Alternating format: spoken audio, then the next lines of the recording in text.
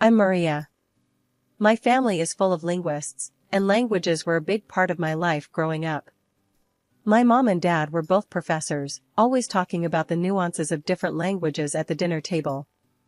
I guess it rubbed off on me because by the time I finished college, I could speak 5 languages fluently: English, Spanish, French, German, and Italian. I met David when I was still in college. He was in my circle of friends, and we clicked right away. David is tall, with dark hair and a kind smile that always made me feel at ease. He came from a wealthy family, which always seemed to be a point of stress for him. His parents, Mr. and Mrs. Anderson, were very clear about wanting him to join the family business as a financier, but David had other plans. David and I used to hang out a lot, sharing our dreams and frustrations. He would often vent about his parents' pressure. "Maria, I just can't see myself crunching numbers all day," he'd say, running a hand through his hair in frustration. "I want to work with animals, help them. That's what makes me happy." David secretly started volunteering at a local vet clinic, learning everything he could about animal care. He was so passionate about it, and I admired that about him. He was determined to make his dream come true, even if it meant going against his parents' wishes. "Maria, you should have seen this little puppy today. It was so scared, but once I calmed it down, it was all wagging tails and happy barks," he'd say, his face lighting up with joy. "That's amazing, David. You're doing something really special," I'd respond, genuinely happy for him. We were just friends, but I always felt a deep connection with David. We understood each other in a way that was rare. I loved languages, and he loved animals, but we both shared a passion for following our dreams. As graduation approached, David's parents intensified their pressure, and he became more conflicted. But through it all, we supported each other. We'd often meet up to vent and encourage one another. "You've got this, David," I'd say, giving him a reassuring smile. "You're going to be an amazing vet someday. And you, Maria, are going to be the best translator out there," he'd reply with a grin. It was a typical Friday night, and our group of friends decided to have a little get-together. We gathered at John's place, a cozy apartment that was perfect for our small party. There was a good amount of wine, some snacks, and lots of laughter. David and I were there, as usual, sharing stories and enjoying each other's company. "Maria, you've got to try this wine," David said, handing me a glass. "It's from a vineyard in France, supposed to be really good." "All right, but only if you promise not to let me get too tipsy," I replied with a grin, taking the glass from him. We talked for hours, our conversation flowing effortlessly. It felt different that night, more intimate, like we were seeing each other in a new light. As the party started to wind down, we found ourselves sitting on the couch, a little apart from the rest of the group. "Maria, do you ever think about what it would be like if we were more than friends?" David asked suddenly, his voice soft but serious. I was taken aback by his question, my heart pounding in my chest. I've thought about it, David," I admitted, my voice barely above a whisper. Before I knew it, we were leaning in, and then our lips met in a gentle kiss. It was electric, like something out of a movie. We pulled back, staring at each other in shock and wonder. "Wow," David said, his voice shaky. "I didn't expect that." "Me neither," I replied, feeling a blush creep up my cheeks. "But I'm not complaining." We sat there for a moment, the air between us charged with a new kind of tension. It was like the room around us faded away, leaving just the two of us in our own little world. "Do you want to get out of here?" David asked, his eyes never leaving mine. I nodded, not trusting myself to speak. We quietly slipped out of the apartment, hand in hand, and made our way to his place. The walk there was filled with nervous laughter and stolen glances, both of us trying to process what had just happened. We went inside, and the next few hours were a blur of kisses, laughter, and whispered confessions. It was like we were finally allowing ourselves to feel what we had been holding back for so long. Everything felt right, like we were exactly where we were supposed to be. The next morning, I woke up in David's arms, feeling a mix of happiness and nervousness. I gently nudged him awake, needing to talk about what had happened. "David, wake up," I whispered, shaking his shoulder gently. He stirred, opening his eyes, and giving me a sleepy smile. "Good morning, beautiful," he said, his voice rough with sleep. "Morning," I replied, feeling my cheeks heat up. "We need to talk about last night." After that romantic night, David and I decided we didn't want to wait any longer. We wanted to get married. We were so sure of our love, but we knew his parents might be a hurdle. When we told them, Mr. and Mrs. Anderson weren't thrilled. They had known me for years as David's friend, but as his wife? That was a different story. They didn't like that I wasn't from a wealthy family.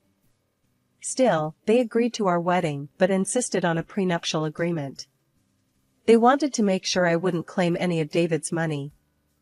"You'll need to sign this prenup, Maria," Mr. Anderson said, handing me the documents. "It's just to protect the family assets." I glanced at David, who nodded reassuringly. "I understand," I said, taking the papers. Despite the cold reception, they allowed us to live in David's late grandmother's apartment. It was a beautiful place in the city center, with windows overlooking the square. The apartment was elite and expensive, with excellent repairs and new furniture. It felt like a fresh start. After the wedding, we moved in, but Mr. Anderson made it clear that one room, filled with his mother's belongings, was off limits. "Those items are priceless to me, Maria," he said sternly, handing me the key. "You are not to enter that room." I nodded, understanding the gravity of his words. "I won't, Mr. Anderson. I promise." With that, David and I began our new life together, ready to face whatever challenges came our way. Living with David was like a dream at first. We were so happy in our new place, but soon enough, that bliss got a serious jolt thanks to his sister, Laura. Laura started dropping by unannounced, making herself right at home. One Saturday morning, just as I was getting ready to enjoy a peaceful breakfast, she showed up. "Hey Maria," Laura said, strolling into the kitchen without even knocking. "What's for breakfast?" I forced a smile, trying to keep my annoyance in check. "Good morning, Laura. I was just about to make some eggs." "Make enough for me too, will you?" she said, plopping down at the table and scrolling through her phone like she owned the place. I took a deep breath and started cooking, reminding myself to stay calm. David walked in, looking a bit surprised to see his sister. "Laura, didn't know you were coming over," he said, raising an eyebrow. "Yeah, thought I'd surprise you guys," she said with a smirk. "This place is amazing. I could get used to hanging out here more often." As days went by, Laura's visits became more frequent and more invasive.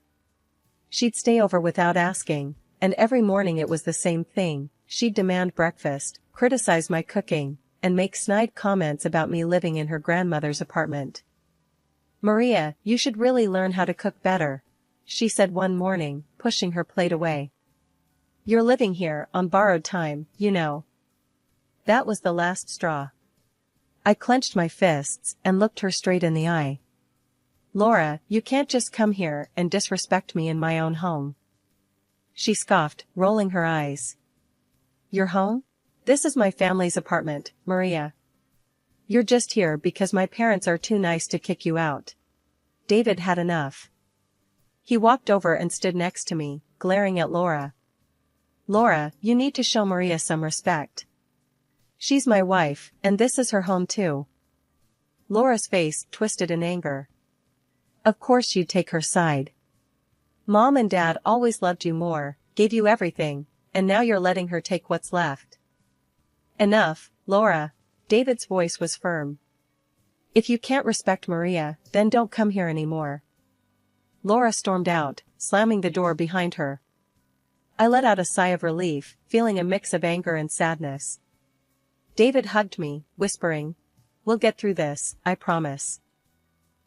The next day, my phone rang, and it was my mother-in-law. She didn't even bother with pleasantries. "Maria, I've heard terrible things about how you're keeping the apartment," she snapped. "Laura says it's a mess, and you're not being a good hostess." I was stunned.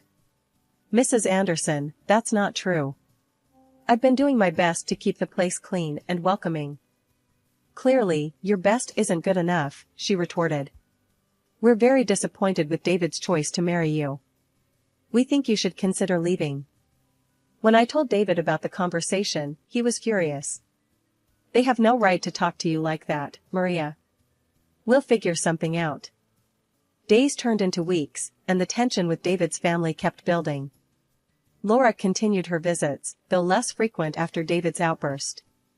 She still managed to make every interaction a challenge. As the days passed, I focused on keeping our home a sanctuary, a place where David and I could escape from the outside world and his family's constant scrutiny.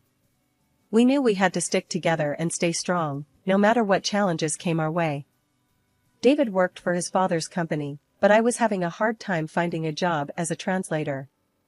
I went for interviews, but the jobs offered were way below my skills and pay expectations. One evening, I was home alone, feeling a bit down about another unsuccessful interview. I was just about to get comfortable when I heard the door unlock. I wasn't expecting anyone, so my heart jumped into my throat. In walked David's parents, Mr. and Mrs. Anderson, without so much as a knock. They just strolled in, acting like they owned the place, which technically, they did. "What are you doing here?" I asked, trying to hide my annoyance and shock. "You could have at least called."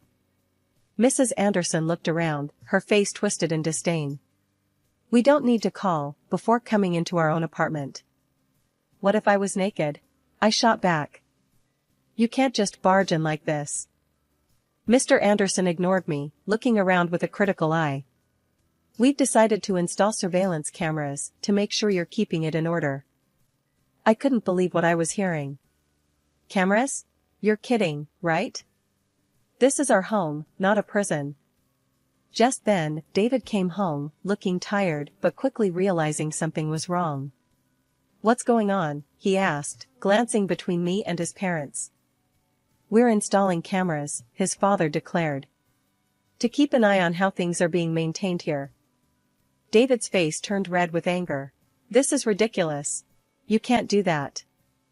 "Yes, we can," Mr. Anderson snapped. "You owe everything to us.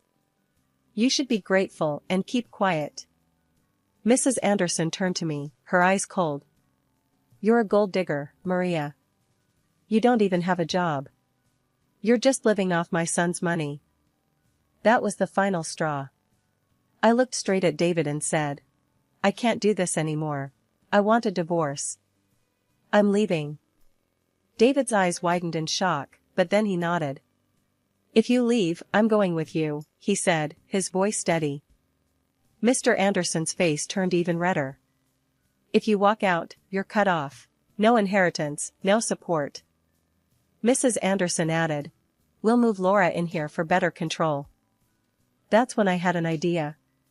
I winked at David and whispered, "Trust me, play along." David gave a slight nod.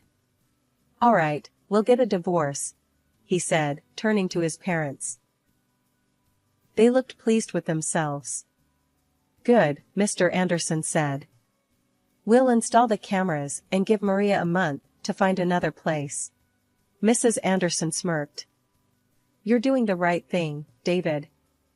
We'll have Laura move in next week." After David's parents left, he turned to me with a confused look. "Maria, why did you agree to a divorce and ask me to play along?" he asked, his eyes full of worry. I gave him a reassuring smile. "Just trust me, David. Do what I ask, and it'll all make sense soon." He sighed but nodded. "All right, I trust you." We hugged, and I could feel the tension in his shoulders ease a bit. A week later, David had to go on a business trip to Hong Kong for his father's company. As soon as David flew out, Laura and her boyfriend Rick showed up, just as his parents had promised. "Hey, Maria," Laura said with a smirk, walking in without knocking. "We're moving in to keep an eye on the place. You know, since you'll be leaving soon." I forced a smile. "Welcome, Laura, Rick. Just one thing, don't go into the locked room or touch anything there, okay? Laura's eyes lit up with curiosity. Why not? What's in there? Just family stuff, I said, trying to sound casual. She made a sly face and nodded. Sure, we won't touch it. For the next week, I tried to get along with them, but it was tough. They treated the place like a party house, spending David's father's money and having a blast. Every night was the same, drinking, loud music, and their constant attempts to put me down. Laura spent a lot of time near the locked room, smoking and clearly itching to get inside. She tried to act casual, but I could see the curiosity eating at her. Every time she made a move toward the door, I was there, making sure she couldn't sneak in. A week later, I decided it was time to put my plan into action. I walked into the living room where Laura and Rick were lounging. Hey, I'm going to visit a friend for a few days, I said, grabbing my coat. I'll come back later for my things. Laura's eyes sparkled with glee. Really? That's great. Have fun. I nodded, keeping my face neutral. Thanks. Just remember, don't go into the locked room. Yeah, we got it, Laura said, practically shooing me out the door. I left the apartment and checked into a nearby hotel, finally able to breathe a sigh of relief. I knew Laura's curiosity would get the better of her, and she'd try to get into that room the moment I was gone. Settling into my hotel room, I felt a strange mix of anxiety and satisfaction. I knew the next few days would be critical, but I was ready for whatever came next. David trusted me, and I was determined to see this through, no matter what. The morning after I left the apartment, I got a video call from Laura. I answered it, not sure what to expect, but ready for anything. Laura's face popped up on the screen, looking way too pleased with herself. She was standing in the middle of the now empty locked room, grinning like a cat that caught the canary. Hey Maria, guess what? She said, her voice dripping with smugness. I broke the lock and threw all your crap out. Oh, and I changed the locks on the front door. Good luck getting back in now. I couldn't help it, I burst out laughing. Laura's smug expression faltered, confusion replacing her glee. What's so damn funny? She snapped. I wiped a tear from my eye, still chuckling. Laura, you clueless fool. I took all my stuff with me. That room wasn't mine. It was packed with your dad's things. He specifically told me not to touch any of it. Her face turned ghostly white. What? No, you're lying. Nope, I said, smirking. Those were your dad's precious belongings. He made it clear they were off limits. Laura's eyes widened in horror. She turned to Rick, who was lounging in the background. Rick, you moron. We've got to get those things back from the trash, now. Rick jumped up, looking panicked. What do you mean? We tossed everything last night. It's probably all gone by now. I watched the chaos unfold, feeling a deep sense of satisfaction. Laura, maybe start thinking about what your dad will do when he finds out you trashed his stuff. Laura's face crumpled, and she began to cry, her shoulders shaking with sobs. This can't be happening. We're so screwed. I couldn't hide my satisfaction as I watched her meltdown. Well, Laura, maybe next time you'll listen to people when they warn you. With that, I ended the video call, feeling a wave of relief and triumph. Finally, karma had caught up with Laura, and it was a sight to see. I leaned back in my hotel chair, savoring the moment.